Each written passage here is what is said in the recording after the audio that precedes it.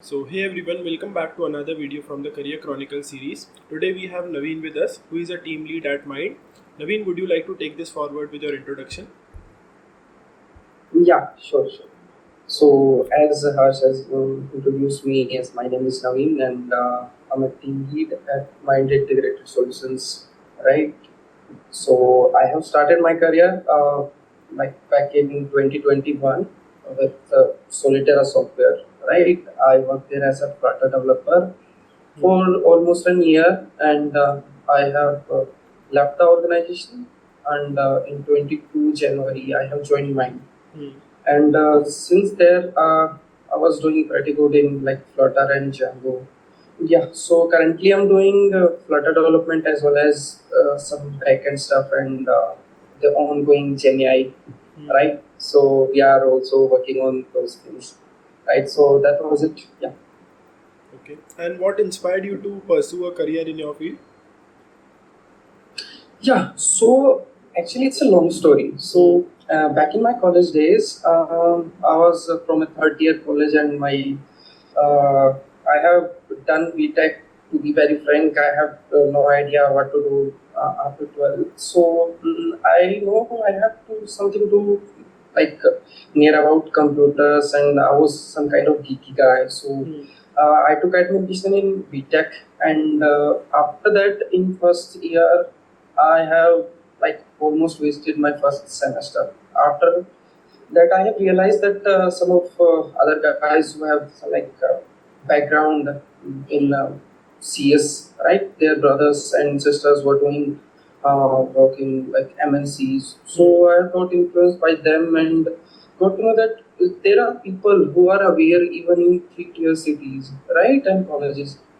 So I have started speculating things around me and got to know that we have to start somewhere. So one of my friend, I would like to mention him because he was my like coding buddy.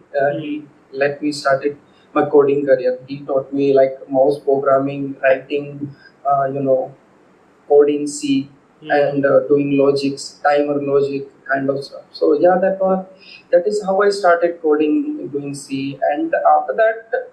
I have done coding in C for like 6 months, and in my third semester, I have started doing Android development. So during Android development, I came to know that it's an interesting thing. So to be frank, I was in development because development is a kind of thing that is like have you heard about the JavaScript creator? He has stated a statement that we are little pathetic gods, right? As a developers, as a developer, you have nothing, and you are building something out of nothing. That's the real joy of development, right? So that's why I came to development. Uh, and also to mention, I have like done some big data part during my second year summer training. I've done data analytics and big data, but like I came back to application development again. Yeah, so I like to build application that problem solving kinds of. Okay. And tell me something about the company and the role which you are working at. Like, how did you get the role, and what was the process like? How does your day look like? Yeah. So back in 22, when I've joined the company, Mind Integrated Solutions, so they have just started their in-house technological development team. Right? They have some few developers, but they were for like their one of their internal product and not having a full house development team for all of the technical engineering. So fortunately, I was one of them, right? So they were setting up a team around. So I have joined in 22 January. So as a Flutter developer, soon we had like three to four legacy mobile applications. So we have stabilized them, and one of them was like recoding into Flutter because the company was not trying to risk all on the like legacy code. So they have redone the application into Flutter so that they can manage the iOS and Android codebase at the same time. So we have done that part, and we have successfully implemented that application, and that application has a huge user base. Like it was serving currently, it is serving 300 clients over. Uh, like on mobile application, we have around 1 to 2 lakhs of monthly user base. It's a kind of payroll application, right? At, yeah. So and after that, the successful implementation of that application, and we have done some ongoing projects at that time. And if you are the part of the startup team, you have some benefits that you get the preferences, like so because every organization do not wants that they build the leaders instead of hiring them, right? If you have a guy and you are in a journey with him, developing him, so you obviously want to give him a leading position. So after 3 or 4 months, I got a chance that team was looking for senior developers. So instead, they went with me. So they promoted me for a senior developer. I have worked for like 1.5 year as a senior software developer position, and at the time I have started like I got associate team lead back in 23, but I have started like guiding my peers and my colleagues, like we should implement that, CI/CDs, fast chain setup, and we should implement that security feature and do these kind of stuff. So I was more of in like technical discussions with the teams. So uh, I had a team by then, right? So they promoted me to associate team lead, and after that, in team lead, I got responsibilities for front end as well as a bit of back end, right? So we have some applications which are backed by my mobility team itself. We have one or actually we had one backend developer at that time, and as a team lead, I was guiding them too. So yeah, like guiding, mentoring, and being the enthusiast one takes you places. It's the most important thing, right? And in 2024, I recently got promoted to team lead. Like I have successfully removed my associate, right? So yeah, currently I'm leading a teams for mobile application development team, where we are a small team actually of young minds, 4 of us, and I have a team for intelligent document processing, like OCR kind of stuff, and Gen AI. Yeah, so I'm leading 2 teams there, around 8 to 9 people. We are. That was it. It's great to hear about your journey from like where you started at Mind, and now that you have got the team lead position. So it's good to hear that. And I also wanted to know one thing. So let's say you and your team are working on a particular task. So what's the success matrix which you consider to let's say define that task as a successful one? Yeah. So it's all about like first of all we do in standard terms, there's a product team meeting, right, where the product design team selects the what kind of features and what has to be done, right, and they put up those Figma files right there.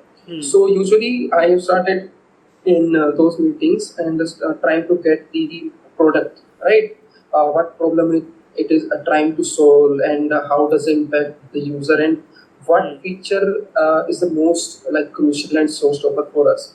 So we decided that once I got the full picture of that product, that we are going this path and this product is getting shipped in this shape, right? So we calculate that is like how much time we are getting to build this, right? And after that, I usually have a meeting with some product guys for my team, right? So they can better understand the product, because I may be a team lead, but I'm not a good product manager kind of guy. So maybe I can lag somewhere in explaining those things to my team. So I usually tells them that this is the product, and this is how we are going to do it, and they also do it with product team, right? So product team tells them that this is the product and this is we have to do. So we usually sit with multiple times with the product teams and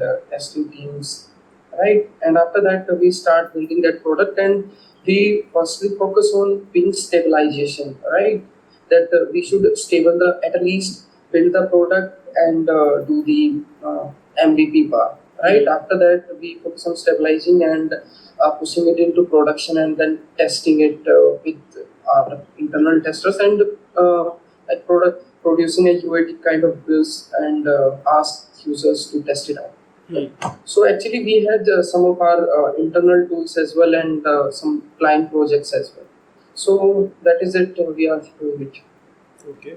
And talking about the industry in general, so are you keeping an eye on the industry trends and developments which are going around? Yeah, for sure. As I've told you that in my IDP team, we were having OCR kind of stuff, and to be frank, there was no major thing to do in IDP besides that part, right? OCR kind of stuff. So we just came to know about generative AI, LLMs, RAGs. So my boss, he's a very brilliant guy, and he thought of that we should implement GenAI, but how we are going to use it, right? So we developed a use case, right? We are developing chatbots that are like very smart chatbots. Let me give you a picture, right? So in current scenario, we do mobile applications. For suppose we have an HRMS application that tells you your leaves, attendance, or other kind of things like which comes under your HRMS system, right? So take a picture that we are developing a mobile application, HRMS mobile application, in which product team does their work and invest heavily their design, the UX skills, UI skills in that. But and same goes with the front end and back end development and mobile application development as well. So suppose a HRMS application comes with a front end in around like 6 months, although it takes like 1 to 2 years, but let's take it 6 months. And if you are developing a GenAI enabled chatbot that will take or consume your backend APIs, and that can, on basis of the abbreviations that you have stated in your LLM, right? It can answer you whatever you want to query from your HRMS application. Suppose I want to know my absent count or how many leaves I got. I can just ask the chatbot, right? That how many leaves I have and what is the policies, that kind of stuff. Because the coming age of GenAI, chatbots are not limited to FAQs and support. They are very well trained for the general purpose queries, right? So it's a game changer, right? Suppose we are doing using applications and now we have single chatbot with a simple UI. Just type your question, or in future you can add the support for like voice commands, and you can get the results, right? It's whatever the user wants. That's it. Okay. And do you use any resources for keeping an eye, or let's say if you want to look out for the industry changes which are going around? So do you have any resources in mind which you want to suggest the viewers? Yeah, for sure. Medium is a very good source. I personally follow Medium, right? I have subscribed for their newsletter. I guess it comes on Saturdays or weekly newsletter, I guess it is. So I usually go there and used to see whatever the posts are there. And I told my teammates also that you should also subscribe to weekly newsletter. But frequently, if a newsletter is packed with a lot of worthy content, I do usually that I forward that mail to my peers, like my colleagues, that you should watch it. That it has something great in there. You should watch the articles. And in alternative of that, I have YouTube also. I have a lot of guys subscribed. There's a guy with the prime time kind of stuff. Mm-hmm. That guys comes and talks very basics. And there's a one person on LinkedIn. Mm-hmm. His name is Nazeeb, I guess. I forgot his name. Mm-hmm. But he's a great guy. He talks very basic level, right? He goes very deep that this is protocol level stuff, right? You have to write a protocol, how databases works internally. He's the best guy, Mm-hmm. right? So yeah, these are the sources. YouTube and Medium are great stuff that I usually check, right? Okay. And what's the next big thing you want to learn or master in your career? So Flutter is great and going to be around like considerable time. It is going to be in the industry. But the Hmm. next big thing is LLMs. Hmm. I think of it, right? Because usually when it coming from a mobile application background, people think that Gen AI is like a back-end kind of thing or analytics kind of thing. Hmm. So those people should go there. But in my opinion, you should keep an eye on Gen AI and building smart applications because uh, when I talked my use case or I have like given you an example. In that case, Gen AI is heavily competing with mobile applications, Hmm. right? If you are building that much smart chatbots, so everything is gone. Hmm. Exactly, not everything is gone, but everything is like can be shifted on there. Hmm. You have to just focus on building backend APIs and just use smart chatbots. It's like Jarvis coming to real life. Hmm. That's Yeah. interesting. And any message which you would like to share with the viewers, especially who are aspiring to build a career in your field? In UI. Yeah, in not in UI exactly, but in Flutter or let's say LLMs, RAGs, etc. Mhm. Yeah. So my opinion would be you guys first get started with Hmm. Flutter, or you can do Android development as well.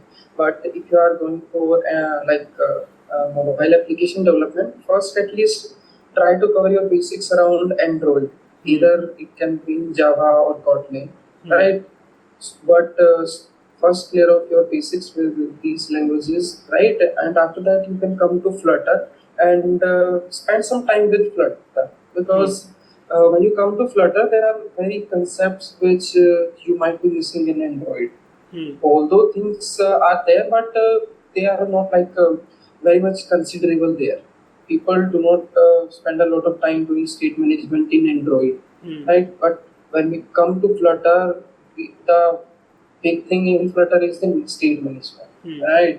How you architecture your code, the patterns, and the state management. That's all, right? Hmm. Beside all those things, there are several other things like dependency injection, or you can say localization, CI/CD pipeline. Hmm. Those things are those things are important too and part of process, but you should focus on these things first, and after that you can cover up that later. If you had 1 to 2 years, maybe 2 to 3 years of doing mobile application development, you can do some of backend development, Hmm. right? And after doing backend development, you should be able to lead your team, Hmm. right? And you can be a team lead when you are able to think of a front end, in my means more like a mobile front end, right? Hmm. And back end. If you have the ability to think both of them as a single entity, you are a senior software developer guy, and you can possibly promote it to team lead, right? Because you are going to watch all of the process, Hmm. right? So that is it, and go for Gen AI. Keep an eye on Gen AI, doing LangChain or training models. Yeah, Hugging Face is a great source, right? Recently, Meta has launched a Sapiens model, Hmm. which is pretty interesting. So yeah, keep an eye on those things, but be focused on Flutter, Hmm. right? Because Flutter is going to be in the market for uh, considerable time, Hmm. right? Yeah. Cool. So it was nice interacting with you. I'll link Naveen's LinkedIn in the description, so you guys can also reach out to him. And yeah, looking forward to see you guys in the next video. Yeah, sure. Thank you, guys.